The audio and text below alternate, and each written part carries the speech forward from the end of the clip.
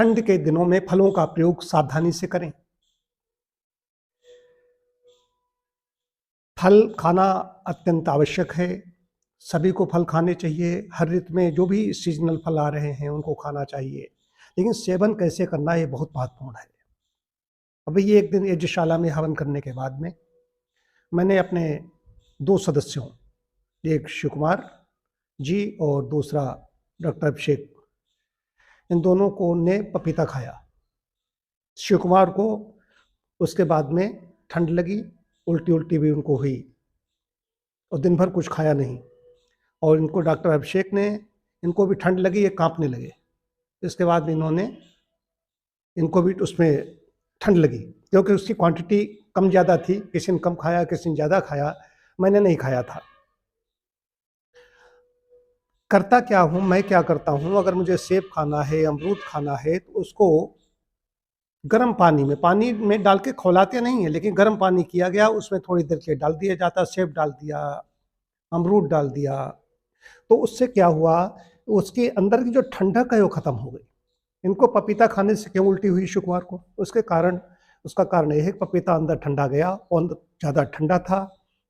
और शरीर की जो जठर रस हैं उनकी अवस्था भी अभिषेक से ज़्यादा है, तो जठर रस से जठराग्नि है, कहीं कहीं मंदाग्नि थी। मंदाग्नि की वजह से पपीता अंदर गया। या तो अब 2 चीज़ें हैं, या तो शरीर पपीता अंदर पहुंचा उसको गर्म कर दे, अगर नहीं गर्म कर पाएगा तो परेशानी हो जाएगी। तो जिसके अंदर स्टेमिना है, जिसके तो गर्म कर ले जाएगा, लेकिन जिनके अंदर स्टेमिना नहीं है, जठर रस कमजोर है या मंदाग्नि है, उनको ऐसी समस्या हो जाएगी।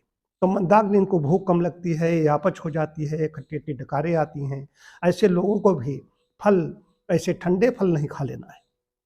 वैसे तो सभी को ही मैं बताता हूँ, हमारे यहाँ जो भी आते हैं, सेब कहते हैं गर्म पानी में डाल दीजिए, अमरूद गर्म पानी में डाल दीजिए, पपीता है उसको भी गर्म पानी में डाल दीजिए। डाल करके आग में चढ़ा के, उबालना नहीं है उसको, उबालने के लिए नहीं कह रहा हूँ, ये जोर दे के मैं कह रहा हूँ कि कई बार फिर होता है कि आदमी प्रश्न करता है कि आप ऐसा गर्म पानी में डाल करके कुछ देर के लिए रख दीजिए, उसके अंदर की ठंडक खत्म हो जाएगी, उसके बाद में सेवन कर लीजिए। ये है तरीका।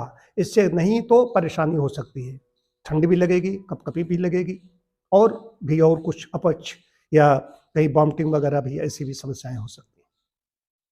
ये बहुत महत्वपूर्ण था बताना कि इस समय लोग फल लेते हैं और ऐसे ही खा लेते हैं, फिर बाद में ठंड लगनी शुरू हो जाती है, कपकपाहट शुरू हो जाती है।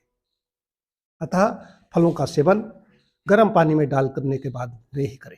और सेब का तो छिलका ऐसे मोटा, उसकी लेयर निकलती है, उसकी जैसे मोम की लेयर भी है, उस पर लगी हुई आती है। सेब को जब भी ऐसे डाल देते हैं तो उसकी एक परत ऐसे निकल जाती है, हाथ से ही पूरा छूटता चला जाता है, पतली उसकी स्किन है, निकल जाती है।